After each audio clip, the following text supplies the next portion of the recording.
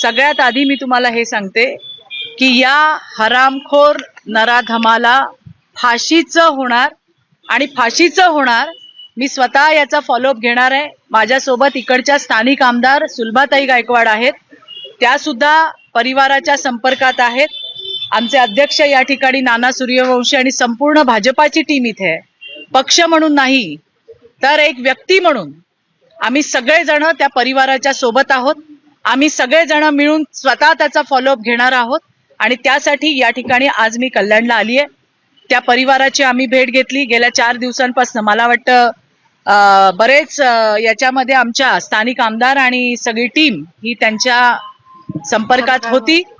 पोलिसांकडनं सुद्धा माहिती घेतली आहे. अशा नराधमांना शक्य असतं तर चौरंगा केला असता, पण चौरंगा करणं शक्य नाही. त्याच्यामुळे संविधानाच्या माध्यमातून असल्या हरामखोरांचा करेक्ट कार्यक्रम त्या ठिकाणी आम्ही करणार आहोत. हे मला तुम्हाला या ठिकाणी सांगायचं.